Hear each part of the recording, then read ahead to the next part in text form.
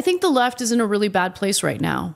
And I think it's because they kind of lost the plot. And rather than focusing on the genuine economic concerns that I think we have some proposals to improve, a lot of the focus ended up being, and unfortunately, it's just representative of what you experience on social media. It's a small group of people who I think have hijacked for lack of a better word, branding of the left and what the left represents. And all they do all day is scold. Scold, scold, scold, scold, scold, right? We're super pure. We're the best. We're the kindest. We have the biggest hearts. You have to use this rhetoric. You have to use this language. You have to believe this, that. And if you question anything, if you ask the wrong questions, you're a bad person. Everyone's a right-winger, by the way. Like, I'm a right-winger. It seems like Anna Kasparian is just completely done with the woke left and completely just leaving them behind now. And this podcast episode here, we have Anna Kasparian going on the iced coffee hour. And whenever asked about the woke left, she goes absolutely nuts and just destroys all of them because they are very destructive to the country. And anybody with a brain out there can see that. And anyone with actual common sense and morals and ethics will be able to admit that for the betterment of the country. Anna Kasparian is one of those people that's willing to actually admit it because she understands this will, help the country. Even though it might hurt my career in the short term, it's going to help the country overall, which should be everyone's goal, right? Help society, help the country. And that's what Anna Kasparian is trying to do. Let's get into this clip here from the iced coffee hour when Anna Kasparian was asked about the woke left and the people who have been supporting her, all of her fan base, and she absolutely goes in on them. Let's check this out. Shift because you see people like Joe Rogan, like Elon Musk, and other people of influence seemingly moving a little bit towards more conservative principles. You see Elon replying to End Wokeness on Twitter, which is a popular conservative publication, which is interesting. He's interacting with like very conservative things. Elon recently collaborated for an hour with Ben Shapiro. More people appear to be aligning with conservative views. How many people are moving to the left these days, do you think? I think the left is in a really bad place right now.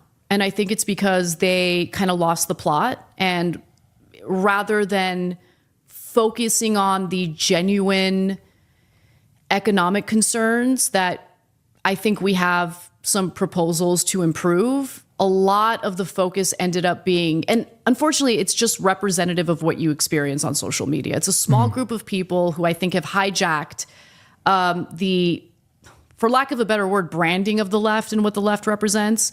And all they do all day is scold.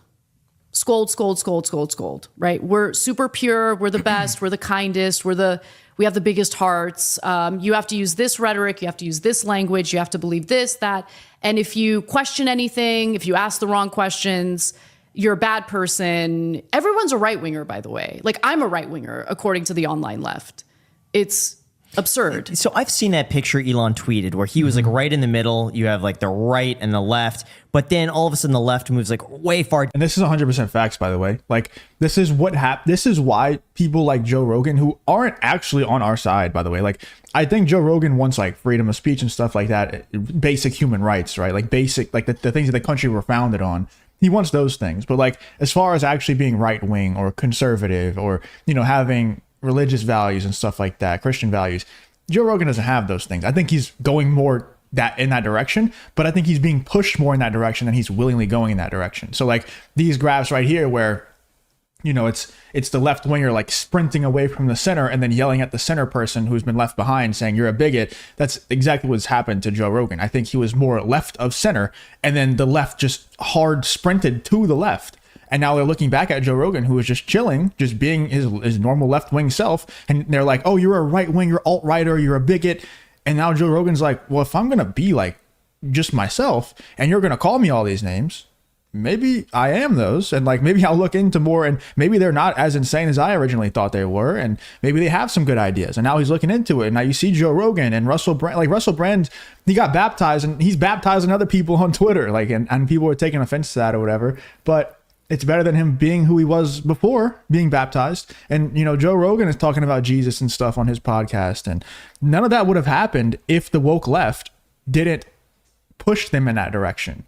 The same thing with Anna Kasparian. Anna Kasparian's just chilling, trying to like make sense out of everything that's happening. And the left is just sprinting towards the left. And they're looking back at Anna Kasparian. They're like, you're a bigot because you're not coming with us. And she's like, no, I'm chilling. So they're going to lose because of this, because they're pushing so many people out of their, of the woke left. Whenever Anna Kasparian was trying to be a good soldier for the woke left, but then she's like, all right, at some point you just go too far and you're just ruining the country like blatantly. We can't continue down this road.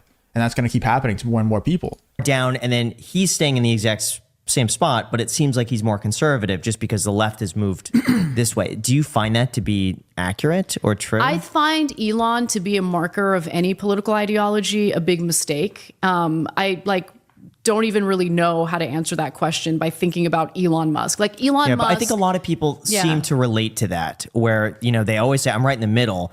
But lately, I've been aligning a little bit more because the left has moved so here, and I've stayed in the middle. It seems like I'm more conservative than I am. You're called things that are like alt-right conservative things for saying the same thing you've been saying for the last 25 years of your life. I just think the left needs to focus on the issues that have broad appeal. And those issues tend to... If you enjoy content like this, then make sure you leave a like and subscribe to the channel. It really does help me out a ton. Let's get back to the video. Involve economic anxieties, stress about our financial system, stress about our healthcare system. Those are issues that appeal to people across the board, including, by the way, Trump supporters who found his pro-labor messaging, however hollow it might be, very appealing. And so if you focus on the issues that would help to build a broad coalition as opposed to sitting behind a computer and just scolding people all day, I think you're going to do a better job, building support for your movement. And there hasn't been a lot of focus on that. There's also been like a little bit of a war within the left where you have identitarians who want to make everything about personal identity.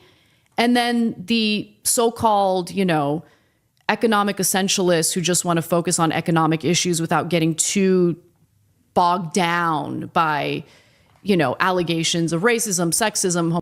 So you mean, hold on, Anna, you're trying to tell me that if you want to win influence in this country, you should try to appeal to the actual American citizens and like what they would actually want. So instead of saying like, we're going to put more trans generals in the military, which literally nobody cares about, even if you're pro-trans people, like you like that stuff. It's like, okay, that literally doesn't affect my life at all. In fact, in the long run, it might affect it negatively, because if we actually have to use this general and they're only in there because they're trans, that's going to cause problems, okay? But even if we don't, which we probably never will, like in our lifetime, we probably won't, like let's be real.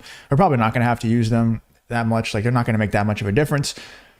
Even if that's the case, it's still not affecting your life at all. So it's like, I don't care. Why do I care about trans military generals? What I care about is being able to afford groceries comfortably, be able to actually buy houses without interest rates just absolutely screwing you, not have illegal immigrants coming through the border and ruining my hometown, not have crime running rampant, and instead of you actually addressing the crime issue, you just raise the threshold for what constitutes a crime.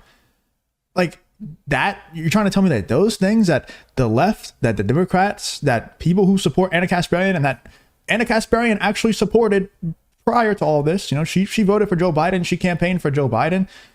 You're trying to tell me that everything that the left has been neglecting with the economy, immigration, with crime, with all this stuff that I just listed off, those are the actual important issues? No way. I would have never guessed that. It's almost like we've been saying that the entire time.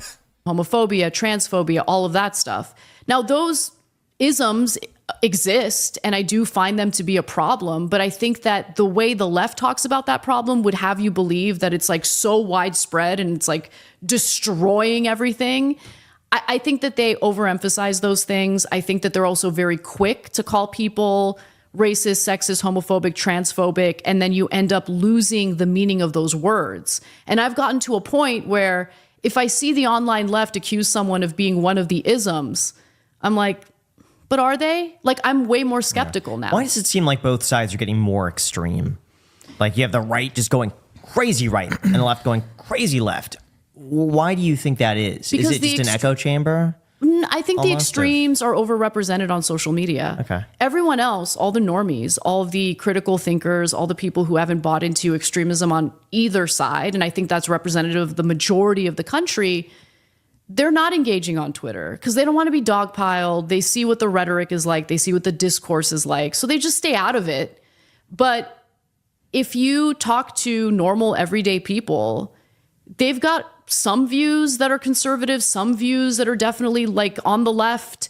People tend to be a mix of both, which is why I think most Americans, if they stop and think about it and they're not forced to take a side or feel pressure to take a side, they're probably somewhere in the middle. I agree. Let me know, like, do you guys agree? Because I think on some issues, I would definitely lean more left wing, and I think right wingers are a bit ridiculous on certain things. You know, I think both sides have kind of gotten their brains absolutely fried and broken. I think the government is the root of all of these issues, honestly, centralized government, because they've just broken everybody's brains. You know, the left wing is full on like authoritarianism, like you must listen, you must get this jab or else, you must accept my beliefs or else. And then the right wing is kind of like ultra skeptical of literally everything. Like they don't believe anything is real anymore. They're questioning reality. Like, I don't know, like they're on a constant acid trip or something. And I just think like it's a little bit ridiculous on both sides at times. Definitely the left goes further though, no doubt about it. I just think the centralized government lying to us over and over again over the last 5 or so years, it's been like super pronounced. I know it's obviously they've been lying to us for a very long time before that, but since we've had the internet, we've been able to see the lies kind of unfold in real time. And over the last 5 or so years, it's just gotten so bad that now it's like ultra polarizing and both sides are just absolutely fried. So I think Anna Kasparian's correct that most people, if they really just stepped away and zoomed out for a second and calmed down and stopped arguing online for a few minutes, they would realize that they probably do have a lot more common ground than they do differences. But that's not like that's a not a reality that we live in. So it's not really relevant.